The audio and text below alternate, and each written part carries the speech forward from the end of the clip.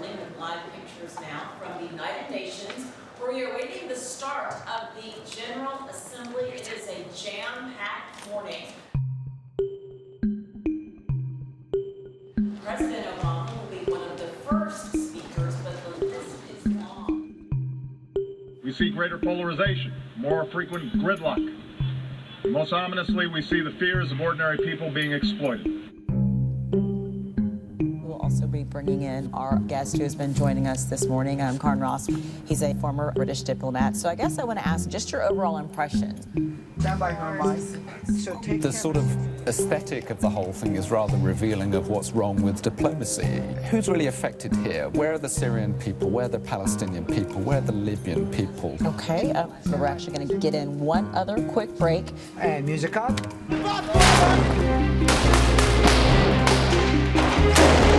300,000 people have made the dangerous journey to Europe this year.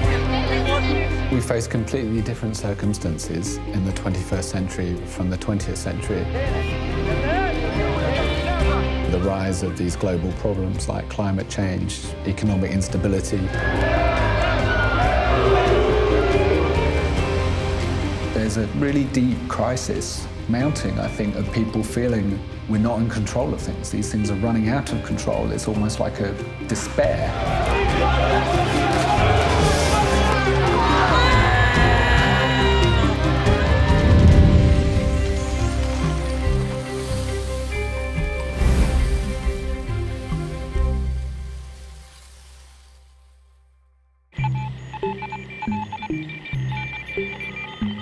My grandfather was recruited by the Foreign Office to break Nazi codes in Bletchley Park during the Second World War.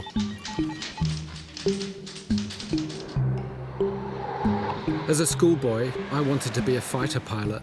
Like the Spitfire pilots of the Battle of Britain, we were always the good guys, fighting evil. But genetic chance was my enemy. I was colourblind. Age 13, I failed the Royal Air Force eyesight test. I was devastated. I read the newspaper, all of it, every day. Everything from Afghanistan to Zimbabwe. I was fascinated by the world. I was obsessed with war, the Falklands, the Cold War, the game-like logic of nuclear deterrence. If I couldn't be a pilot, I decided I wanted to be a diplomat. The Foreign Office was very much approved of in my family. My father gave me the ultimate incentive. When I told him my ambition, he turned to me and said, "Karn, you have to be very clever to become a diplomat."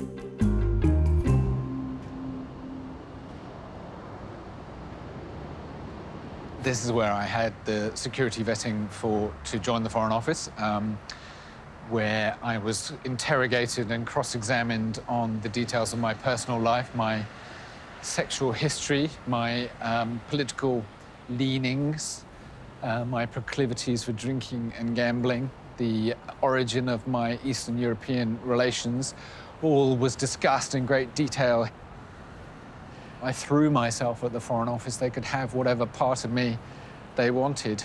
Gladly, you give us your personal secrets and you belong to us and you become one of us.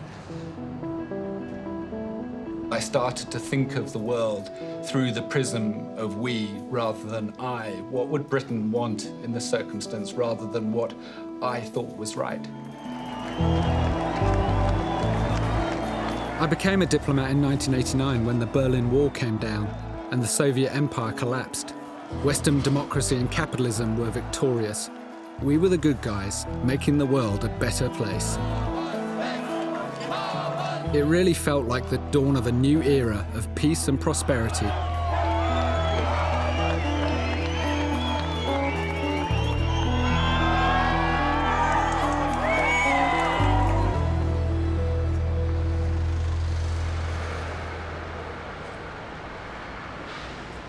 My first job was up on that top floor up there in Western European Department. Down there, that office there, in the corner, that used to be my office when I was speechwriter for the Foreign Secretary, whose office is in fact up there. Another one of my departments was up here I was head of the Middle East Peace Process section, as it was then known in better days. And up there is what's called the resident clerkry. I was on one night when the British ambassador in Moscow rang, in tears actually, he was crying, saying that I think 6 of the diplomats at the embassy were being expelled by the Russians for activities outside of their diplomatic status, in other words, espionage. And he was terribly upset about it, and he reported that to the resident clerk, who happened to be me that night.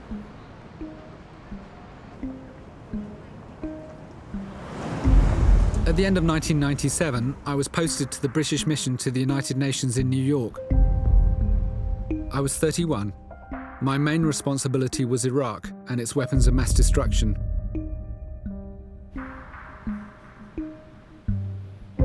This was the diplomatic front line against dictatorship and aggression. As in World War II, Britain was standing against evil. We all believed it.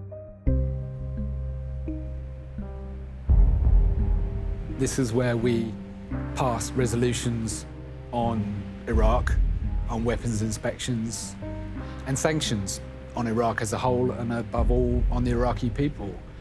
And, you know, I would be sitting behind my ambassador in one of those chairs where, you know, all the ambassadors would raise their hands to get this resolution through.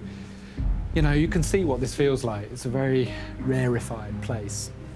The reality of Iraqi people is definitely not here. What sanctions did to the Iraqi people was horrific. We knew they were suffering, and yet it wasn't real suffering to us. It was just paper suffering. We'd be in talks in Washington where people would say, well, you know, I hear those reports too, but I'm sorry, containment's the priority here. It was like literally ordering our needs of security over the needs of ordinary people, and there was considerable suffering.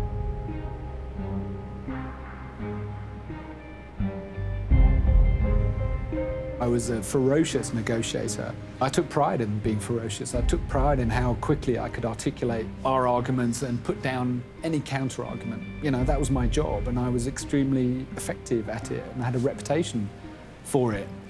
And, you know, personally, at a professional level, that was something that was a cause of pride for me. And now I look back on that and think, how on earth did I feel proud of that?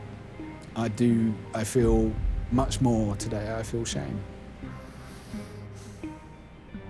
When I've met Iraqis who lived through that, I can hardly look them in the eye. I feel so ashamed. One Iraqi I met after all of this said, so you were part of the genocide of my people. That's not an easy thing to hear.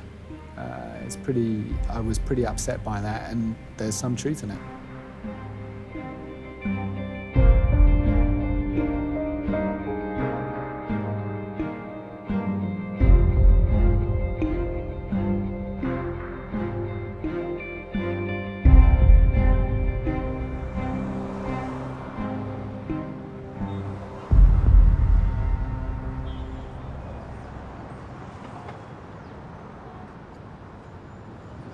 My apartment looked downtown, so I had an extraordinary view of downtown Manhattan.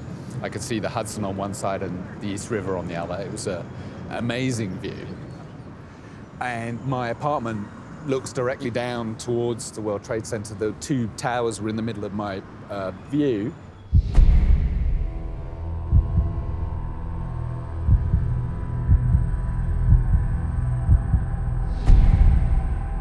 These photos were taken from my window.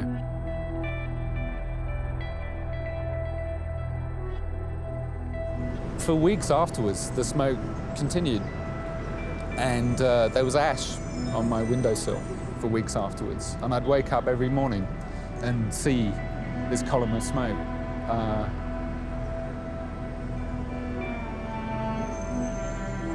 Yep.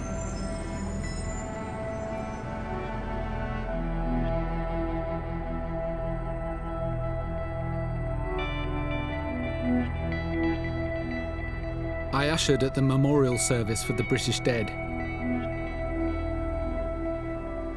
All the families were kept queuing on the street outside in the pouring rain because they weren't let in until security were happy and You know, the VIPs, places had been reserved. Number 10's people, the team who came with the Prime Minister, are vicious little people.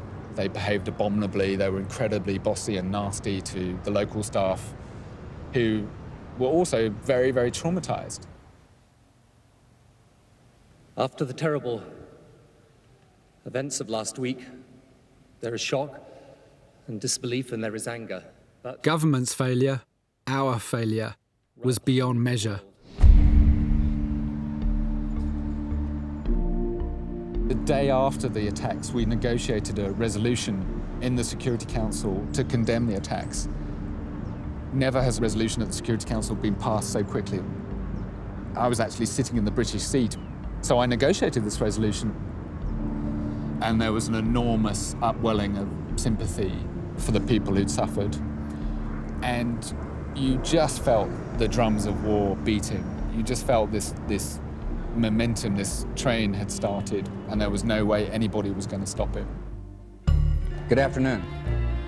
On my orders, the United States military has begun strikes against al-Qaeda terrorist training camps and military installations of the Taliban regime in Afghanistan.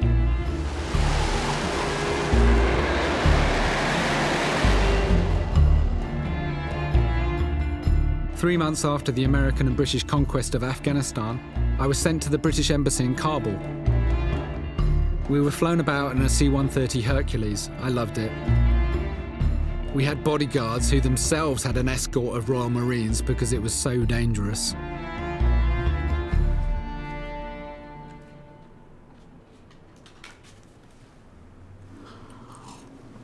This guy was called Khalili. He's a leader of the Hazara in Afghanistan.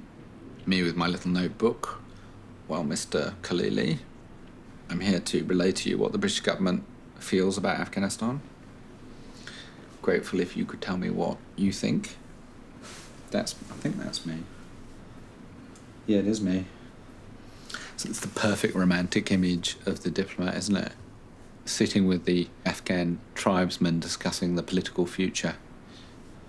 They were like, don't claim to me you're going to be here in perpetuity helping us build democracy. We know exactly what that means.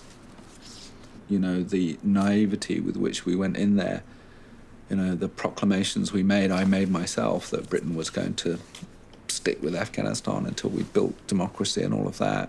And what is it, 13 years later, heavy fighting still going on from this that was literally blue tacked next to my pillow. Such did I love this picture when I was a schoolboy. It's a romantic image of the Mujahideen in Afghanistan, 1981, and the Soviet invasion, to this, the British invasion, 2002, in Afghanistan. So it was childhood dream fulfillment, wasn't it? That's what it is. Now shattered.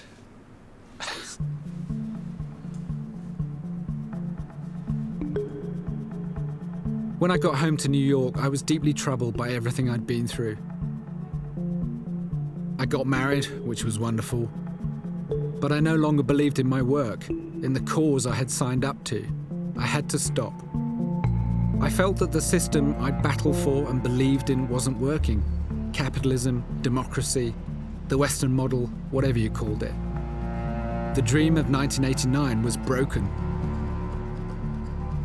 So I took a year off. I spent my days in the New York University Library. I just read and read, often randomly picking books off the shelves around my desk.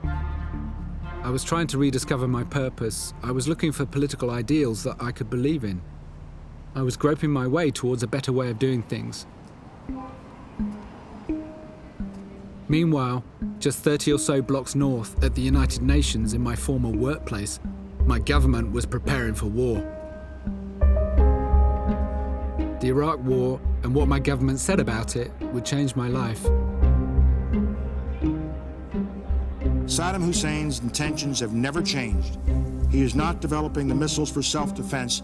These are missiles that Iraq wants in order to project power, to threaten, and to deliver chemical, biological, and, if we let him, nuclear warheads.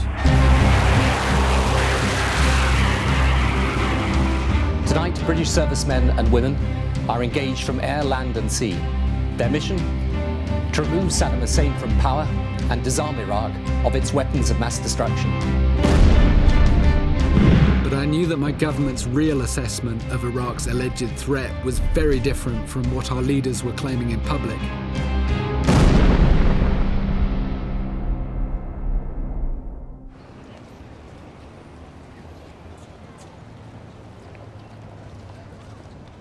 Although I was on sabbatical, I was in close touch with friends at the UN Security Council and the weapons inspection body which I had helped set up. And as the war played out, I came to this cafe to meet one of Britain's chief weapons inspectors, my colleague, Dr. David Kelly. David Kelly had just given a talk at the New School where I was a fellow, and afterwards we had lunch here. We were talking about the claims that the government made before the invasion that Iraq posed a threat. You know, we were just, I guess, quizzical. I didn't really understand it, and nor did he. When David returned to London, he briefed a journalist off the record that the government had exaggerated the capabilities of Saddam Hussein's WMD. He became the centre of a terrible and bitter political row about the lies the British government had told to justify the invasion of Iraq. Dr. Kelly is a scientist with long experience of Iraq's weapons programs. He came forward earlier this month and told his bosses he'd had an unauthorised meeting in a London hotel with BBC journalist Andrew Gilligan. David was revealed as the source of this story, and he was basically hounded by the government, the MOD, his employer, basically hung him out to dry, and eventually he testified in Parliament. My conversation with him was primarily about Iraq, about his experiences in Iraq, and the consequences of the war, which was the failure to use weapons of mass destruction during the war, and the failure by May the 22nd to find such weapons. That was the This quiet, decent man was kicked around like a political football. Why did you feel it was incumbent upon you to go along with the requests that clearly had been made to you to be thrown to the wolves, not only to the media, but also to this committee? I think that's a line of question you have to ask the Ministry of Defence. Sorry.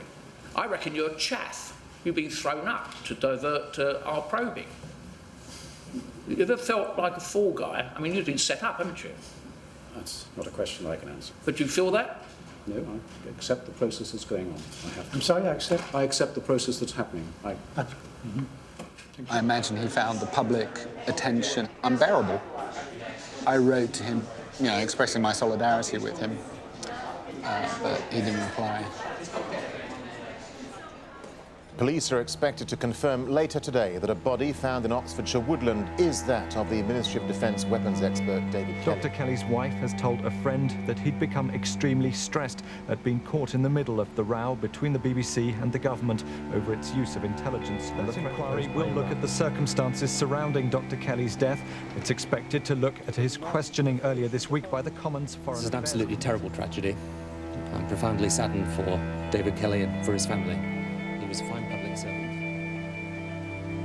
David's suicide shocked me to the quick.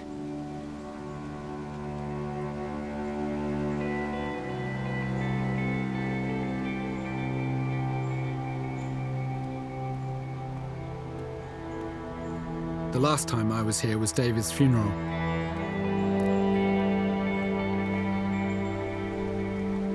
I came with several of my colleagues from the Foreign Office and the Ministry of Defence. We were all devastated. And I remember one of them just wept copiously throughout the service. But it was completely overwhelmed by the blaring media circus that David's death had become.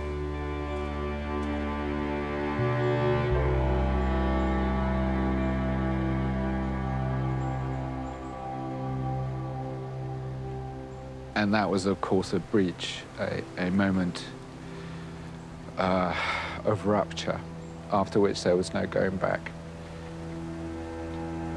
Trust, my trust, in government, my political leaders, to an extent, I'm afraid to say, my colleagues too, was destroyed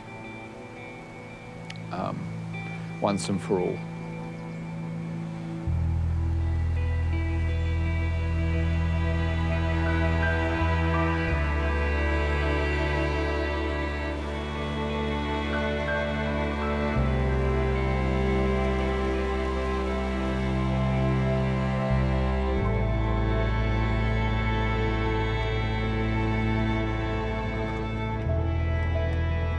No one really knows, but an estimated 500,000 Iraqis have died as a result of this unnecessary war.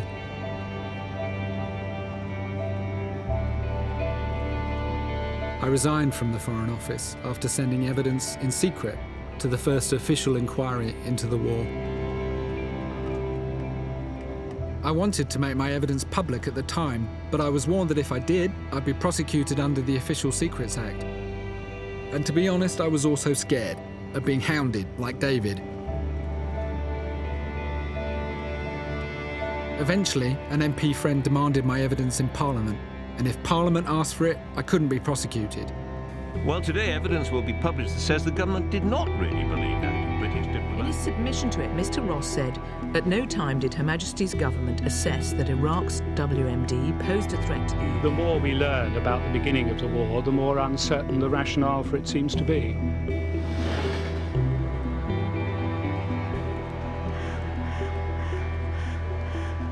There was a new inquiry. I was asked to testify again.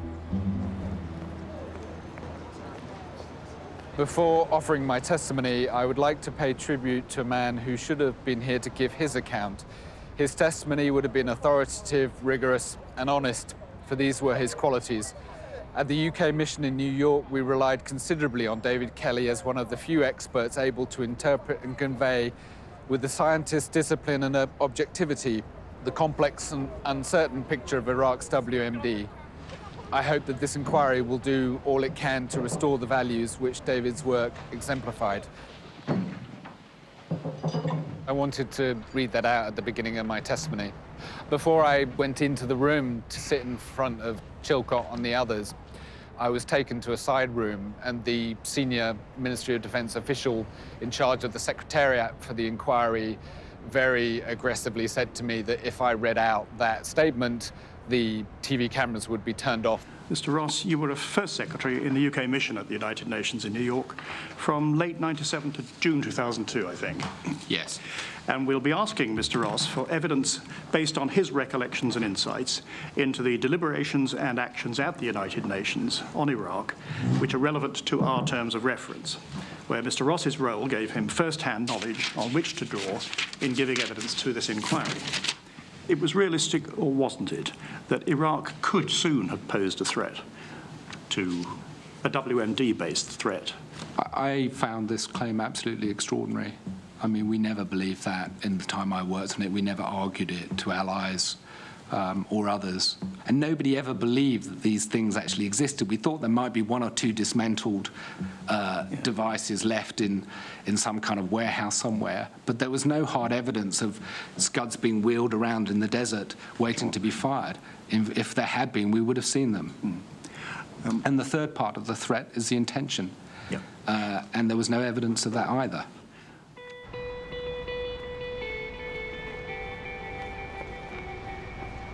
They had deliberately misled the public by claiming that Iraq was a threat when it wasn't, and that there were no alternatives to war when there were. To lie to the public and to the servicemen and women you're sending to war is the gravest of disservices. Government is established to provide security for the people, and to lie about war, to make false decisions about war, that's the worst thing any government can possibly do.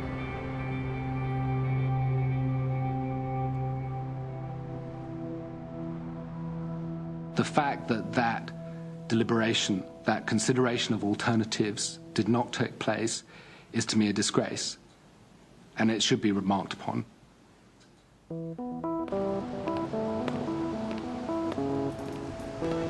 When I resigned, I was working in Kosovo on secondment to the United Nations. I had to leave the UN. I was unemployed, broke, with no idea what to do next. I'd only ever worked in diplomacy. I thought I'd spend my whole life as a diplomat. It was all I knew how to do. My wife suggested I advise the Kosovo government.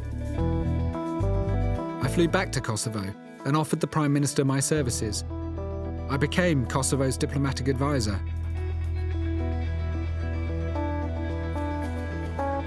When I was at the UN, you could pretty much guarantee that the people most affected were never in the room.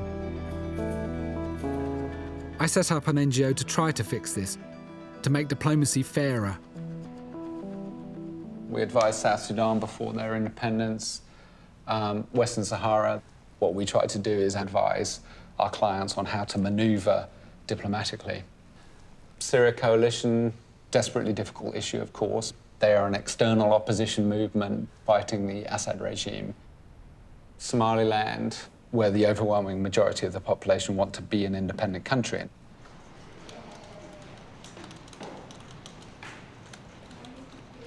Independent Diplomat, it's a diplomatic advisory group.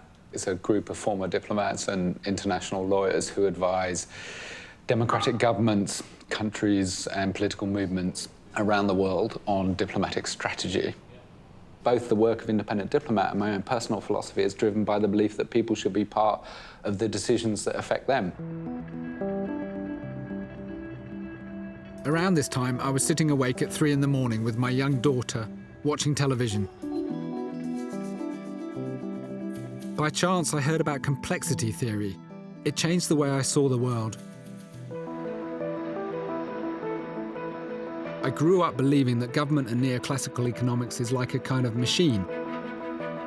These systems are complicated, but once you've worked out how all the cogs turn and which way the levers go, it's a matter of cause and effect, input and output. But in fact, the world is not complicated, knowable, it's complex.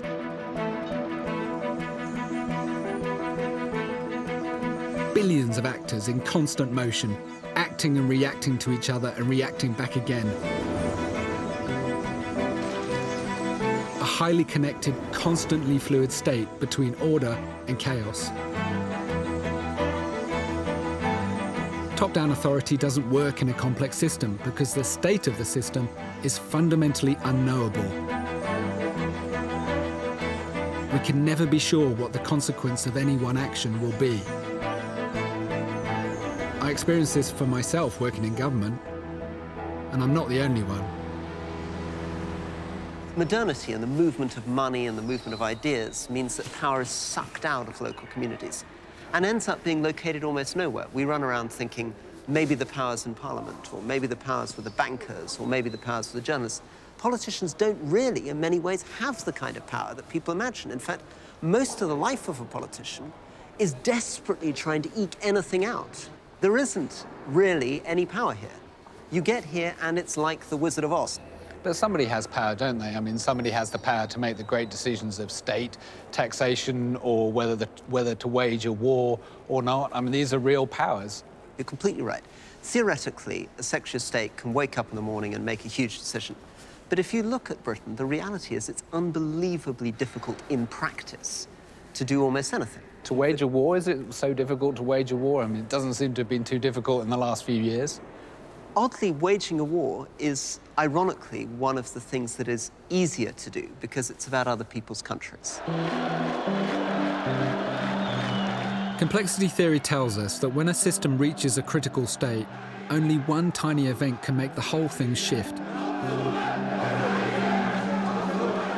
When Mohamed Bouaziz set himself on fire in Tunisia, he tipped the whole region into a state of revolution and turmoil. The Arab Spring. The consequences are still playing out today. We think we need to be big to be powerful, but in fact, we can be small.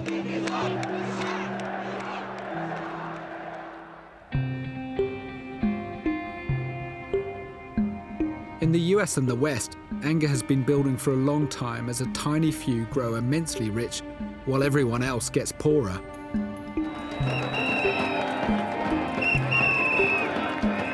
In 2011, a small protest led to an extraordinary spontaneous mass movement that spread to 1,000 towns and cities worldwide. It began just a few blocks from my own home. This is the home of Occupy Wall Street. This is where the movement began, where people began staying in this park, having meetings about the concerns of Occupy Wall Street. Funnily enough, they had mass meetings called General Assemblies, which is a bit like, not exactly like the meeting of the General Assembly in the UN, rather the opposite, because these were mass meetings that anybody could participate in. Our process is direct democracy. Occupy's great achievement was to make inequality a political issue. Some meetings I attended were chaotic, frustrating, even boring. But Occupy spawned groups and networks that turned anger into action. Everybody has the potential for leadership, and that people are naturally collaborative. Yeah. And that given the opportunity, people want to work together in community to solve mutual problems, because I think inherently we understand that we have power together, rather than that sort of like what's taught to us, which is this dog-eat-dog notion of competition. We need to be able to unlock our imagination and to be able to even dream out of that paradigm. And how do you dream? And how do I dream? I dream by helping people take over the streets. Then in October 2012, Hurricane Sandy hit New York City. Over 4 million people have entered their 4th day without power across 12 states following the devastating superstorm Sandy. Concern is growing for people who lack food, water, and heat. The hallways are dark, the building is dark, the whole project is dark. It's like a war zone out here.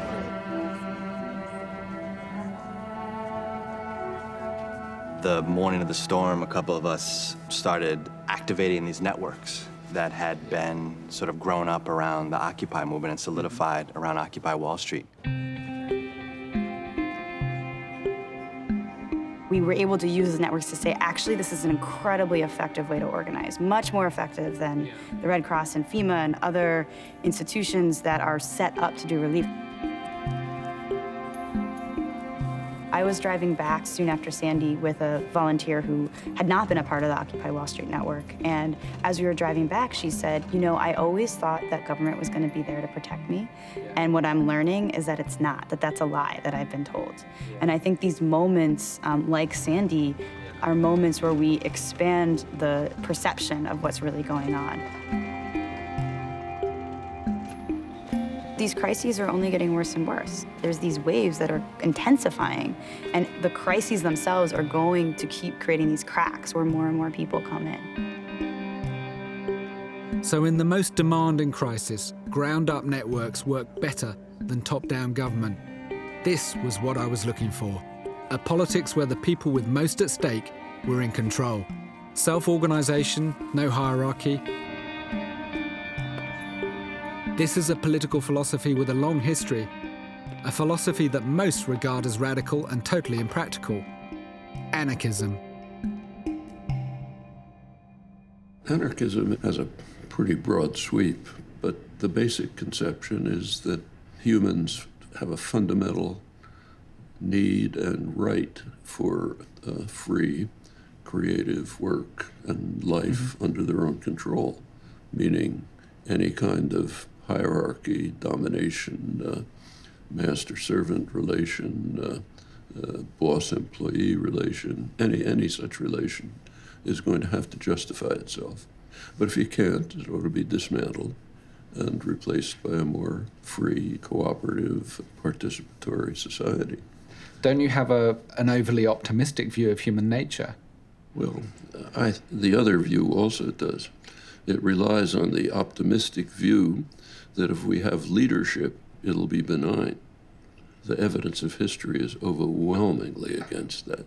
So, yes, we're not angels, but is the solution to that to create structures and institutions which bring out the worst in us? Is it helpful to think of anarchism as a process, a set of principles that guide action, means not ends, principles like equality, inclusion, respect, freedom. Exactly as you said, you can't really make a means-end distinction. The means you choose are designed for the ends you have in mind. If we find ways to liberate ourselves from cultural, political, economic, and other forms of oppression, we'll discover aspects of our nature which we weren't aware that we possessed. What does an ideal anarchist society look like? Probably the peak of modern anarchism was Spain in the 1930s.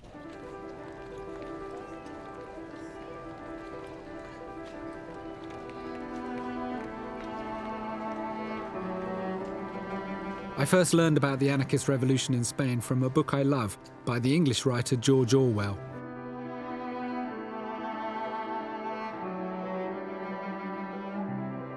The anarchists were still in virtual control of Catalonia, and the revolution was still in full swing. But when one came straight from England, Barcelona was something startling and overwhelming.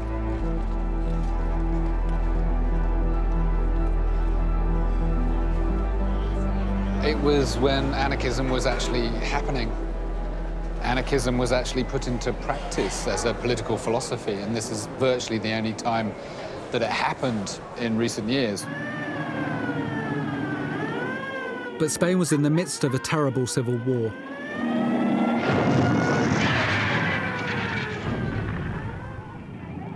Orwell had gone to join the Republicans fighting General Franco's fascists. But he realized that in Catalonia, an extraordinary anarchist revolution was underway. Barcelona vivió en los días de julio del 36 3 días de huelga general, y cuando los trabajadores volvieron a las fábricas, a las empresas, a trabajar, se encontraron que muchos empresarios habían huido. Sí. Y tenían que volver a poner en marcha la producción. Sí. Entonces, asumieron el control de las empresas. Realmente de manera espontánea. Luego se reguló. Y luego en Cataluña se creó un decreto, el decreto de colectivizaciones y control obrero, que se aprobó por parte de la Generalitat.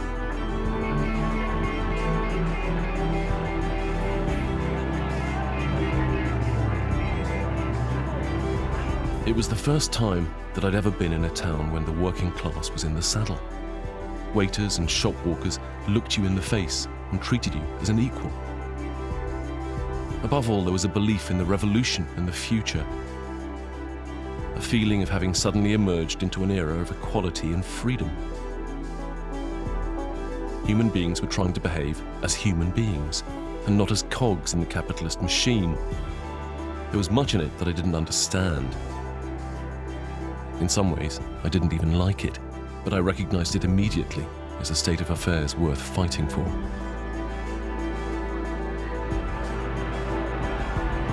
It was a remarkable and unprecedented attempt to create a better and equal society, without a state, without religion, without capitalism, where the people managed their own affairs. Workers ran their own factories, peasants took over the land, women fought alongside men. But in 1937, Stalin, the Republic's main backer, decided that he could not allow a genuine people's revolution to succeed.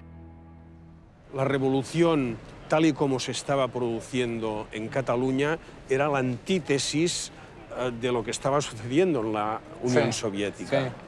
De aquí que Stalin tuvo un enorme interés en hacer fracasar la revolución.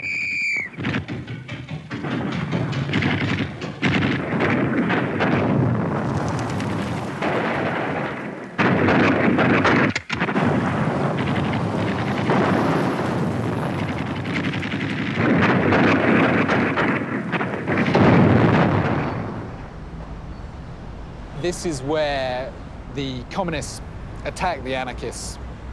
The anarchist revolution was brought to an end, and it happened right here at the telephone exchange. Orwell witnessed the tragic end of the anarchist revolution on the streets of Barcelona. Stalin's intervention undermined the Republicans and helped them lose the civil war. The fascists won. It was a tragic moment. Orwell had enlisted in a communist militia to fight the fascists, but having witnessed the revolution firsthand, he said that if he came back, he would have come back as an anarchist.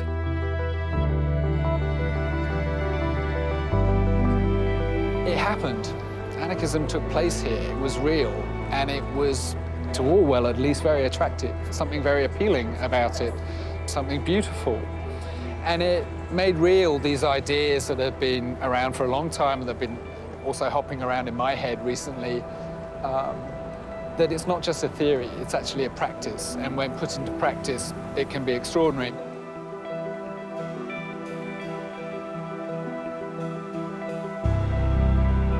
Although fascist rule ended in 1975, today's Spain still suffers widespread economic deprivation, high unemployment, and inequality. But in a village in southern Spain, the people took matters into their own hands. Anarchist ideals live on.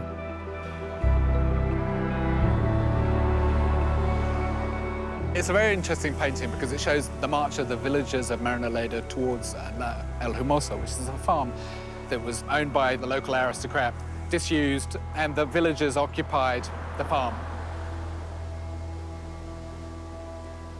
You led the original occupation of this land? Sí. Yo dirigí esa lucha. Teníamos que la mayoría de la población estaba en paro, jornaleros sin tierra y sin trabajo. La gente tenía trampas en las tiendas, no recibía otra cosa que una cosa que llamaba el empleo comunitario, que era una ayuda, una limosna que daba el gobierno para mantener el orden público. Hicimos marcha andando desde Marinaleda hasta aquí, entonces veníamos atravesando porque por la carretera nos paraba la Guardia Civil, entonces veníamos campo a través hasta llegar a esta finca donde nos desalojaba la Guardia Civil y volvíamos al día siguiente. Nos desalojaba la Guardia Civil, volvíamos al día siguiente. El gobierno nos cedió las tierras después de eso. Nosotros no queremos la propiedad de la tierra, sino el uso de la tierra. Nosotros pensamos que la tierra no es de nadie, debe ser de la comunidad que la habita y la trabaja. La tierra, la alacena que alimenta el planeta. Y no debe ser un botín para el negocio de unos cuantos.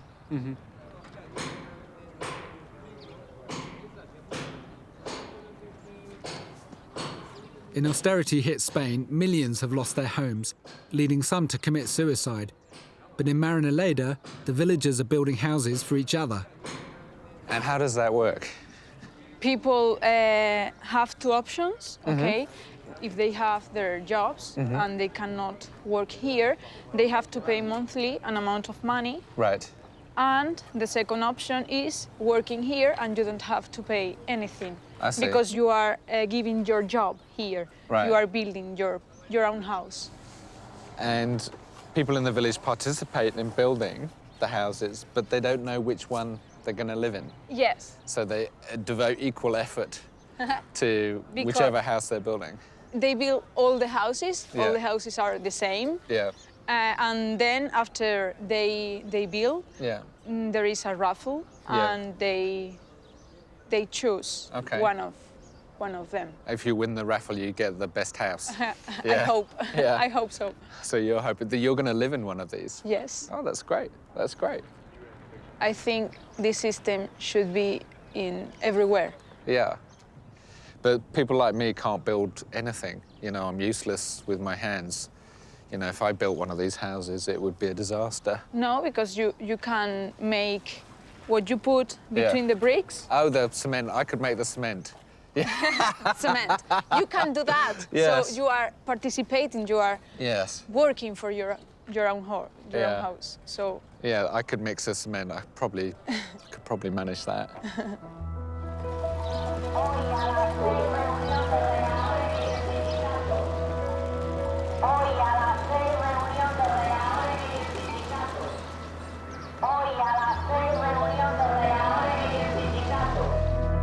Hoy a las 6, reunión de regadores en el sindicato. Hoy a las 6, reunión de regadores en el sindicato. Sí, 13. después que van del 1 al 5 van a ser los que van primero, luego ya pues irán llamando correlativamente. Y me decías un número.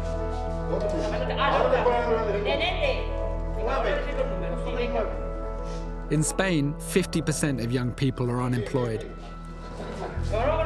But in Marinaleda, work is organised to maximise employment, making sure everyone has work. Shifts are shared by a weekly lottery.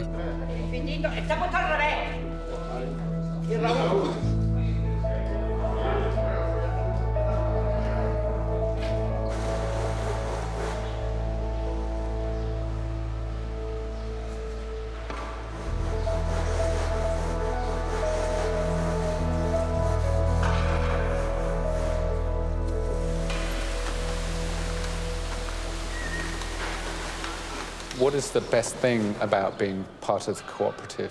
Hombre, lo mejor, en primer lugar, el saber que con la lucha se ha conseguido una forma de trabajar tú la tierra para ti y para tu gente. Eso es lo mejor. Luego lo otro son todas mejoras de decir, no tengo que estar pendiente de que me avisen para trabajar, no tengo que estar pendiente de un señorito, no. Pero principalmente lo más importante de todo esto es que esta tierra se ha conseguido con lucha y que el pueblo tiene trabajo aquí.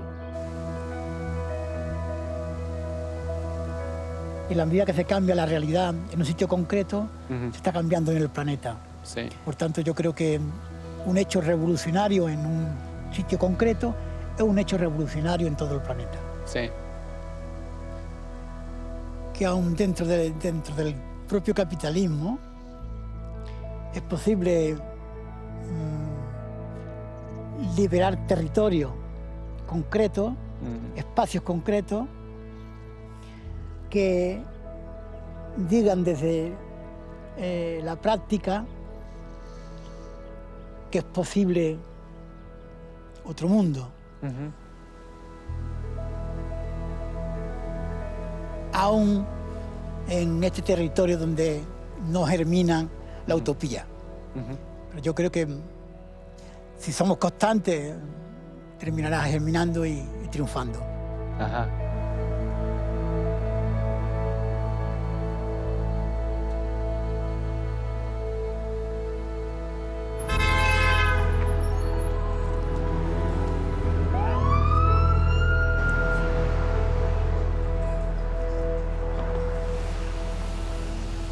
I got back from Spain and went to the office. Who was the main party on the negotiation? Was it? I actually don't know who initiated it.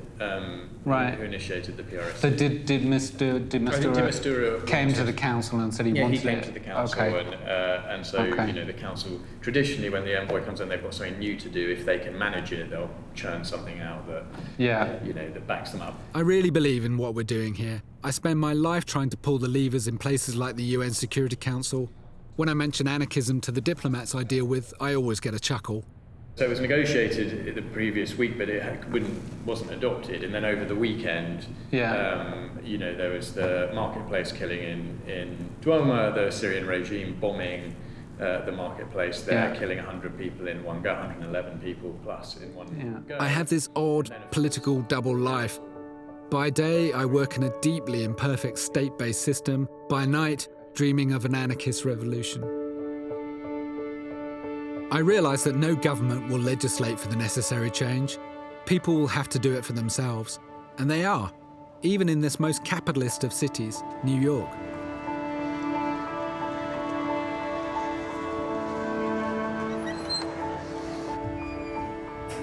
In Brooklyn, the founders of this store decided to turn it into a cooperative, where everyone who works there owns the business. Initially, when we were brainstorming the business, we thought the idea of a co-op would be really good. We've always relied on our employees. I mean, they brought as much to the table as we have in a lot of ways. And it just kind of, felt right to kind of share the wealth of the store. Have a great day. When they told you they wanted you to join the co-op, how did that make you feel about your work here? It meant so much to me because they don't have to do that. Like, regular jobs don't do that. And just for them to sit there and want to see us grow as even as individuals, for us to own something and them willing to share their baby, because this feels like their baby to them. So for them to open their arms and let us in, I'm just honored. Do you think it could be more widespread? I think it can be widespread. I think if people get the proper education about co-ops and, you know, just as far as that, it can be something that a lot of other businesses can do. I do believe that with a will and a bit of energy, change is actually possible.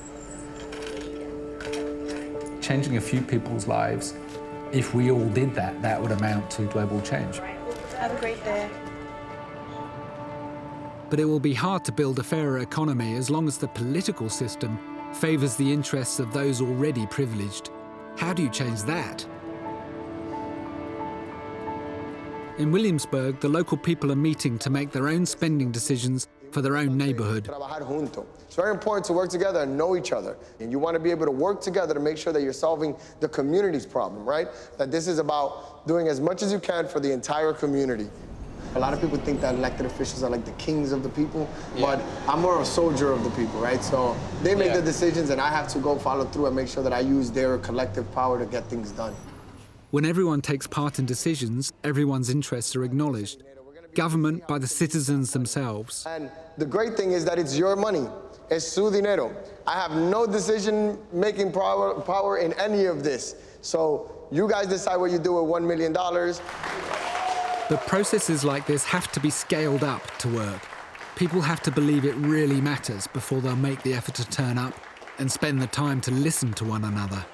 This is a district of 155,000 people, something like that. So I imagine the city spends hundreds of millions of dollars, schools, hospitals, roads, all the rest of it in this district. Wouldn't it be better if these meetings could decide hundreds of millions of dollars? Yes, I think so. I think that what New York City is trying to do is really get to a point where we're like testing it out. It's almost like a pilot thing. I think this is contagious, what's happening right now. And the city council is really taking it on.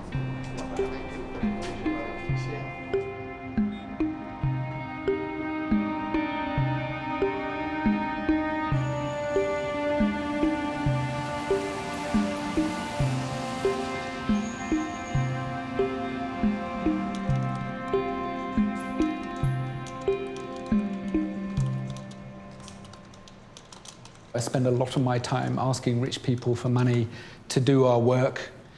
I met the most extraordinary brave woman from the occupied Western Sahara, which is illegally occupied by Morocco, who's a human rights defender, has been tortured, solitary confinement, separated from her children for decades. A wonderful, brave woman who I've met many times over the years. She's an absolute inspiration.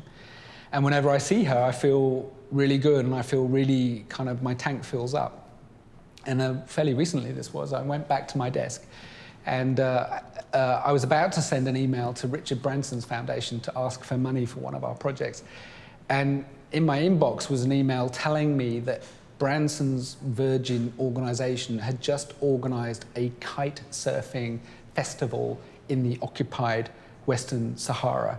And it just came home to me that we are dependent on the very people who are the status quo to change that status quo. It doesn't make sense. There is something wrong with this model. And I'm really, really struggling with that right now.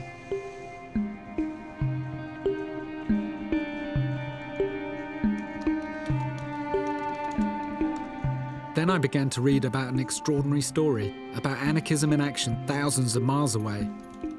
And it all begins here.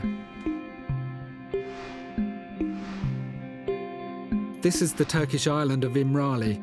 There's nothing on this island except a prison. And for 20 years there was only one prisoner here, serving a life sentence for treason.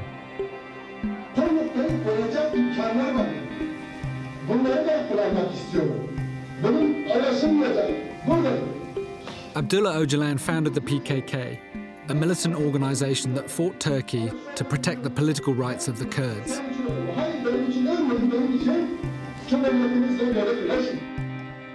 While he was in solitary confinement, Öcalan read a book that changed everything for him. The Ecology of Freedom by Murray Bookchin.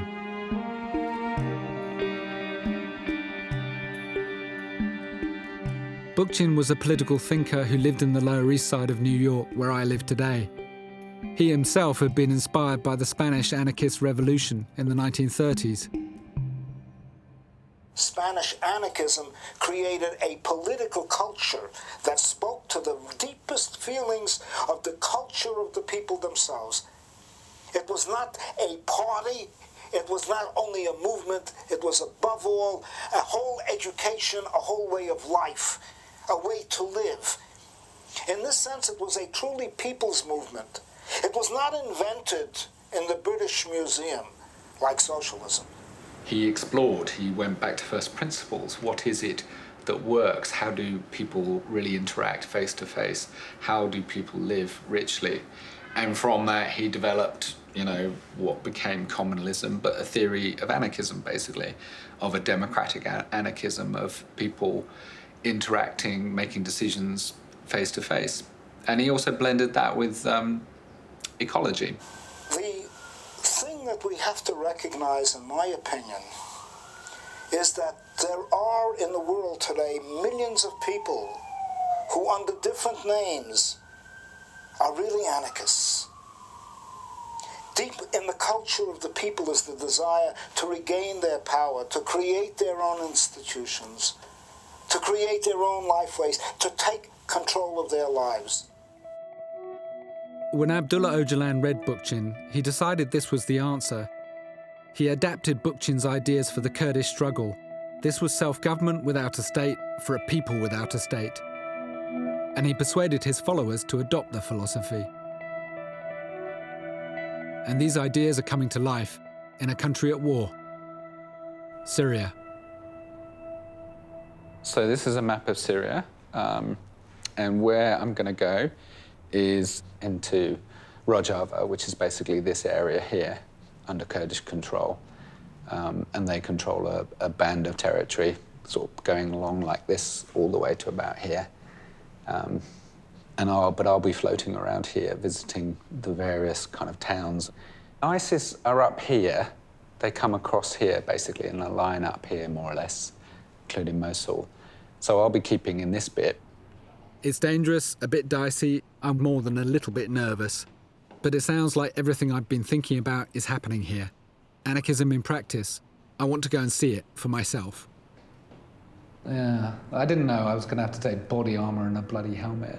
I didn't know that.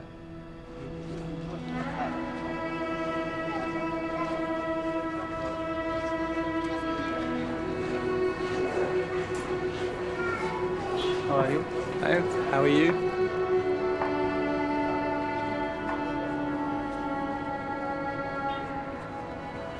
I had to get to Syria by flying to Iraq, then going overland to the border. I tried to come here several times when I worked on Iraq at the UN, but the Saddam regime wouldn't let me. It's extraordinary finally to be here, this place that has populated my imagination for so long.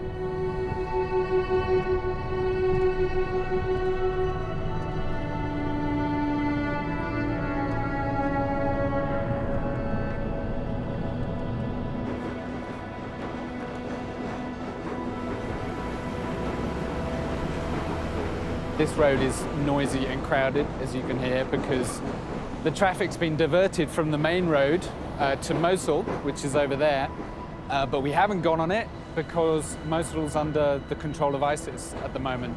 But we're heading that way. We're going round Mosul for obvious reasons.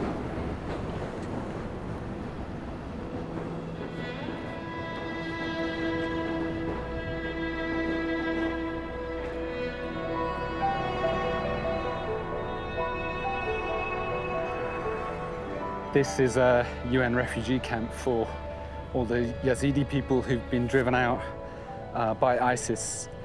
God knows when they'll get back to their homes. 6 million people live under ISIS control in Iraq and Syria. It's a tyrannical regime with a medieval attitude towards women, where beheadings and floggings are part of life. And people like the Yazidis are considered heathens and can be bought and sold as slaves. Just makes you realise what an epic disaster Iraq has become. This was partly our work. We didn't create ISIS, but we created the situation that created ISIS. But these are the people paying the price for the epic mistakes of Western policy.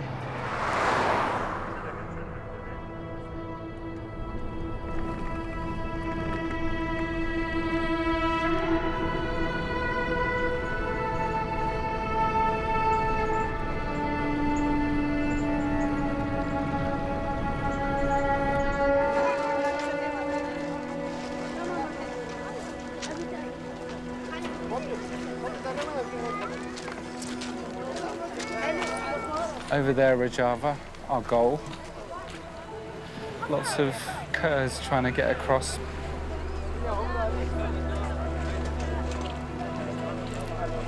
In this corner of Syria, something extraordinary going on.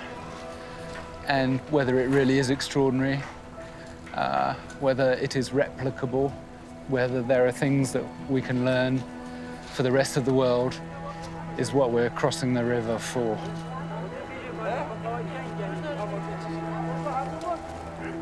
In the United Nations, where the future of Syria is being negotiated, Rojava doesn't even get discussed.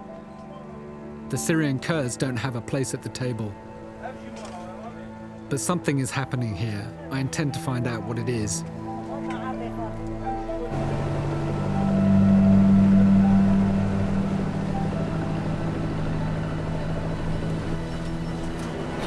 And here we are in Syria.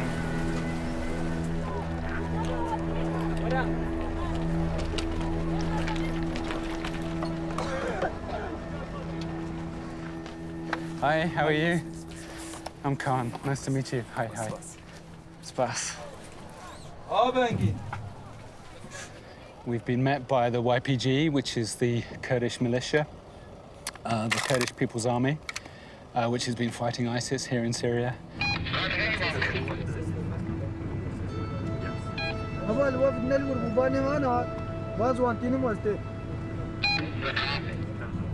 The democratic experiment in Rojava came to life in 2012, when large parts of the Assad regime collapsed in Syria. Can the principles of anarchism, no hierarchy, decisions made by the people, no state, really be operating here? كو رجيم جي قال لك دولتي كود خوازن دز درجي ناو سوري بكن وقلا برا هاف بدن يعني شركي ناف خوي طائفي مذهبي ودرخن بيش جبو يكي سياستا كو ما بين مجاري دمشان فرجيو خقرت يعني هري ما تنيد سوري دا شري طائفي بيش نكتيا شري ناف خوي بيش نكتيا هري ممنا وهري مما برنجيا يعني عرب هيا مسيحي هيا كرد هيا جيكو هر کس دکاری بو تدخی مشکل درخی به تکوشینا ما سیاسی مریل پیشیاوی مشکلی گرت ام ایرو به هفره کارک دکر.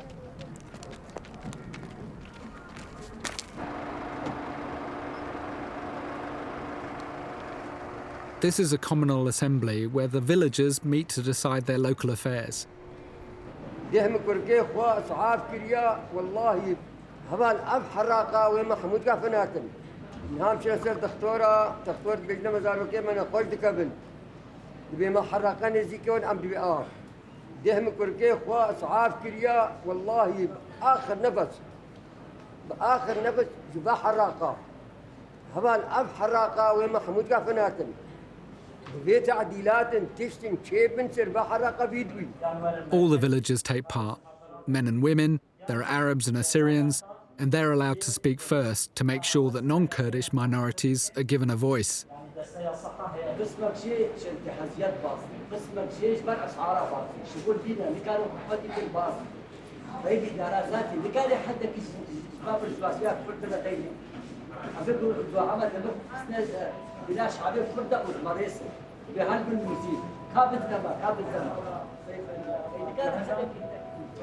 Men and women sit separately, a practice that is part of Kurdish society.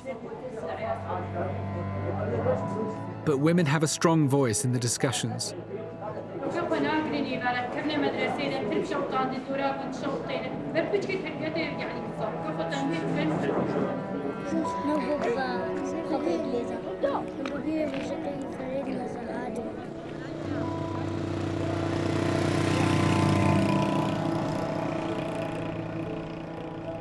So this is self-government in action.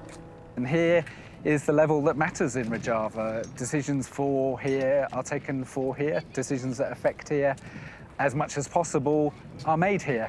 And if decisions need to go to a higher level, then they'll go up to the next level of the Legislative Assembly.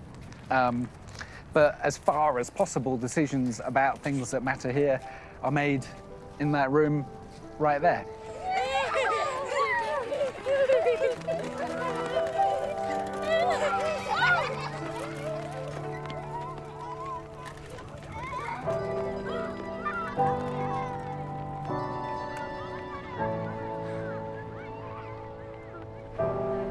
Decisions that can't be made locally are made here at the Regional Assembly.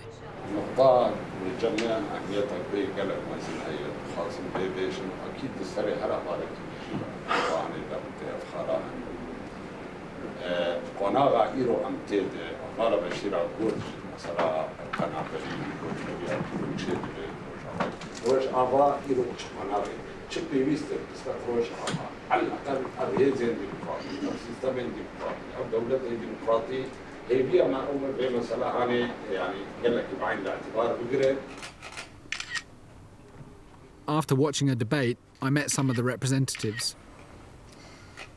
يتضمن المجلس التشريعي من جميع المكونات نقلنا 101 من أساس المجلس التشريعي تمثيل المرأة هي 40%. هذا موجود بالمجلس التشريعي. طبعا نقلنا جميع المكونات من عرب وسوريان وأتراك وتركمان وأرمن.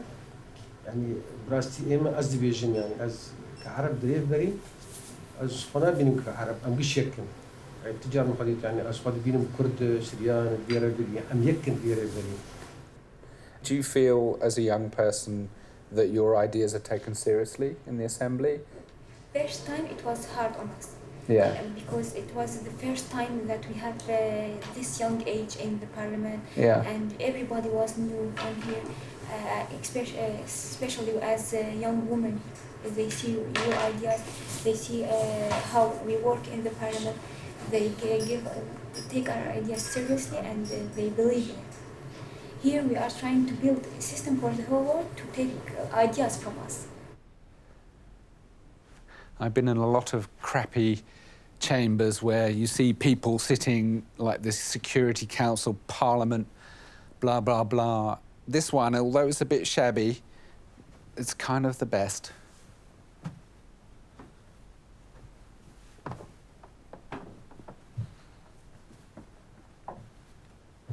And you could almost make a kind of inverse paradigm that the shabbier the collective chamber, the better the democracy.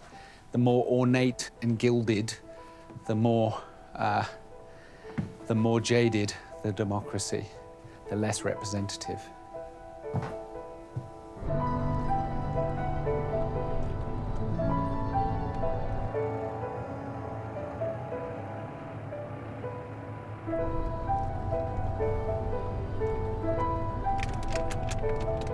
Some age-old local practices of reconciliation fit well with anarchist philosophy in Rojava, and it doesn't involve the state. Where we're heading is to a reconciliation lunch between two families.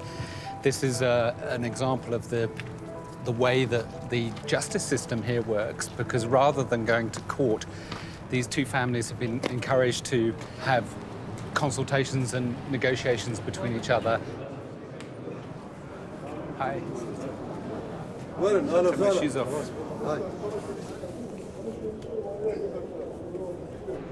The reason for this event was that a man had been accidentally shot and killed. Both families have already come together to settle the matter and agree compensation. Now the perpetrator's family is hosting a meal to show that they're sorry. There's an obvious tension here between the established culture and more egalitarian political ideals. The women are nowhere to be seen.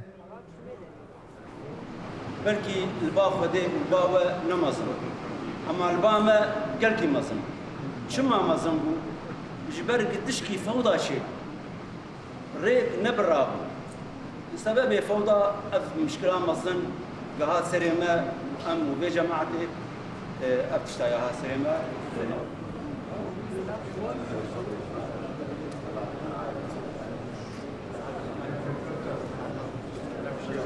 Is what's happened here satisfactory for the family? ما ندخل كاس ما ندخل كاس ناخذ مليش كيف كاس ناخذ تعدل ل مليش كيف تشوش كحيوان كيش بس كذا قدر وش كناش تجمني خرج ناخذ تبقى تجمني ما أظن وبتنقل توبات لي استلمديشي قدر إمكانه وين أنا أبوش ما مجبور تكمل ناتوش.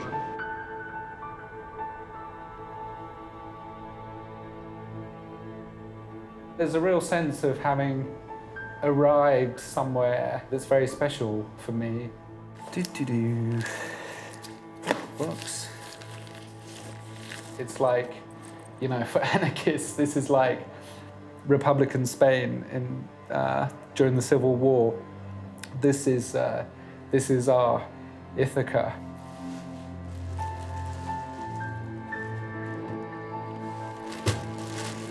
So. Anarchism in Spain was crushed by Stalin. Today in Rojava, it faces another deadly threat. Hello, thank you. حتى نهانكا دستيكا يتجي أبويا الجلبان بخستنين ين راديكال ين إسلام تيروريست حتى نهانزي ددري 3000 شرباني ما شهيد كتنا. أجر روشة حالي حاضر نهاون ببرسد سينوري ملقل داعش سينوري إيراقي أم بقرن حتى باشوري باجاري كوباني باجارو كي سريني بتايبتي نزي 400 كيلومتر درجة هي سينوري ملقل داعش هي. روش آواجی بلکی هنجی کمی کی دشوبکن یعنی هم دنبال امبارگویی کی داره. هر دلینا سینور گردیه چجالی ترکیه به چجالی باشوری کردستان به امبارگویی کی اقتصادی پرمزن هست. وایجی ریوبرن آشاب و نشاندن آشاب و پیدا کردن در فتن جبویش آستانگی پرمزن جبوی مدارکشونه.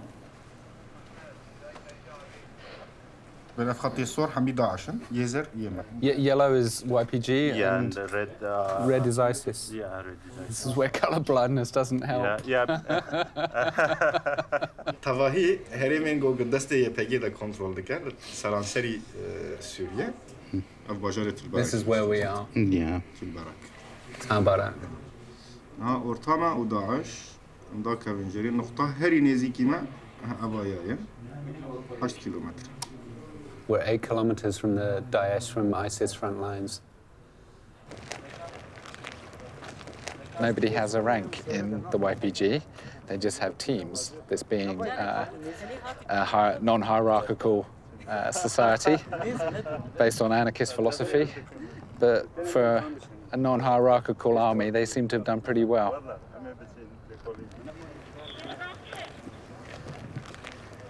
أنا همي جاوينا جي سلاحنا وجي قرناصنا أو مدرسة مكتب. بري حملة ما يداوي ما تجارة قدر دس جارك الدس اللي جابت النصر دابو وجارك الدس اللي داعش تجارة بري نها ما Totally flattened. Shooting from up here, obviously. I'm not surprised civilians haven't wanted to come back here. The YPG is the most effective ground force in the war against ISIS.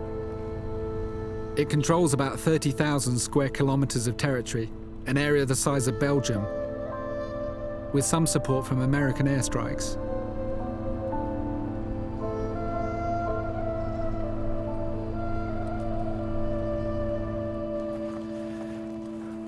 Hi. Don't know, is it okay to shake hands? Yes. Hi. Greetings. Spas. Spas. Spas. Nice to meet you. Nice to meet you.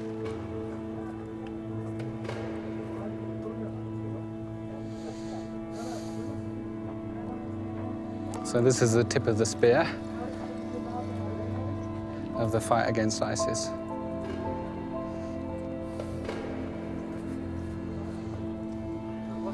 We're also young.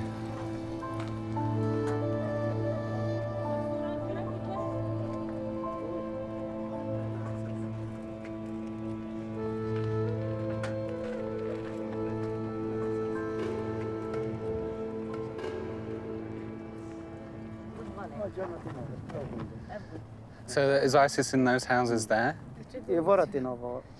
What, they come out in the evening? Yes. Like rabbits. So are they on that hill over there as well? Isn't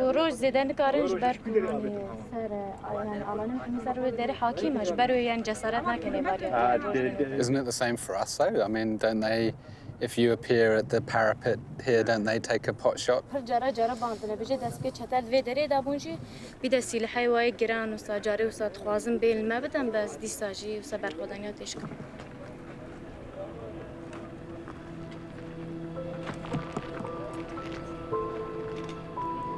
The fighters told me that ISIS don't like attacking their part of the front line because they think they won't go to paradise if they're killed by a woman.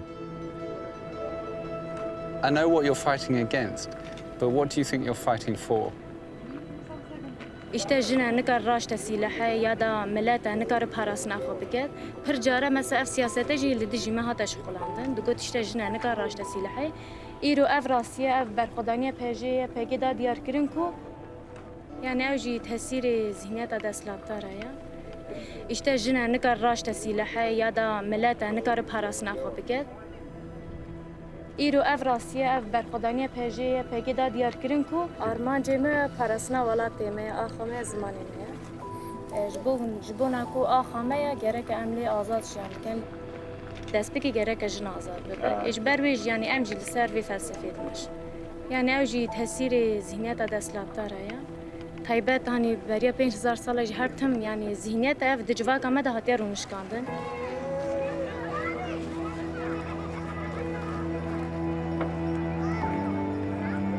Both the female and male fighting units have taken heavy losses. In this cemetery, many of the graves are freshly dug.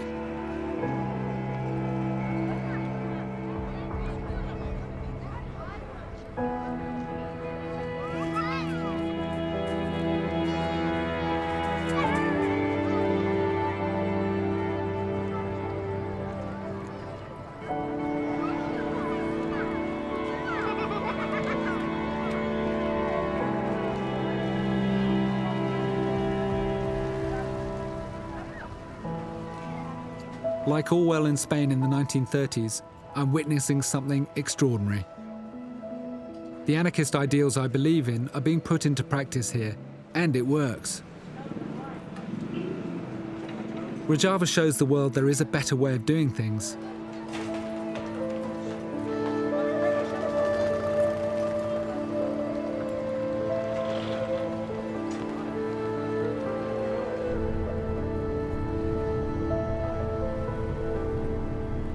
These people have built democracy, they have built the largest area of Syria that is stable and democratic. It's an inclusive democracy where Assyrians, Arabs and Kurds alike are given a fair crack of the whip.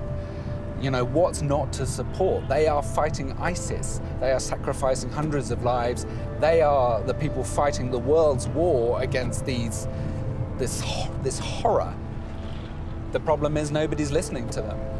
And countries even like America, which is at war here, is not talking to them at a political level. The military have contacts with the YPG, but at a political level, they're not talking. And that's a hell of a battle, and it's a battle, you know, I'm glad to take on. I have rarely felt more solidarity with a cause than I feel with these people here.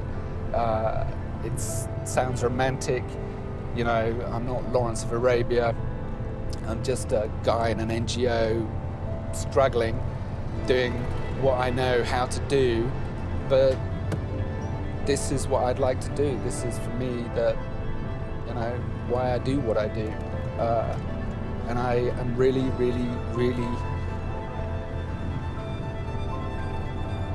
I'm really sad to leave, really sad.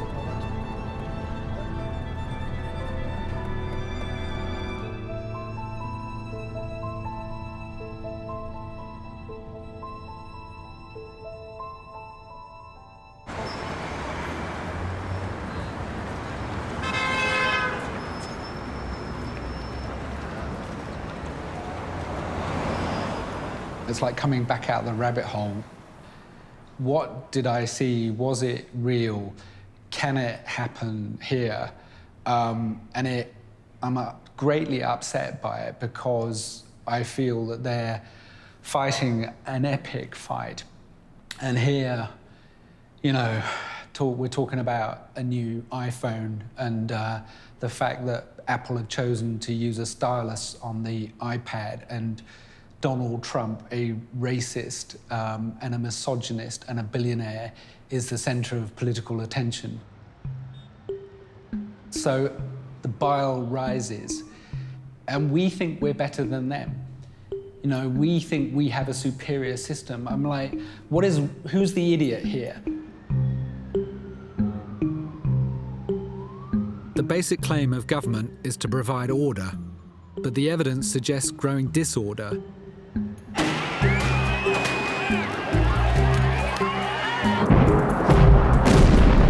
And as they lose control, the response of governments will be more intrusion and more coercion. This is the future, unless we act.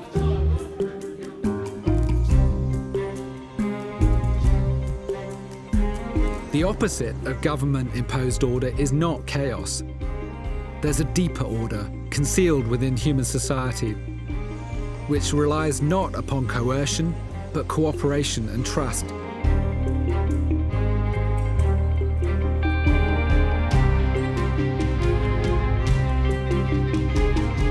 Built not by governments or politicians, but by people who realise at last their own true power. There is no hierarchy!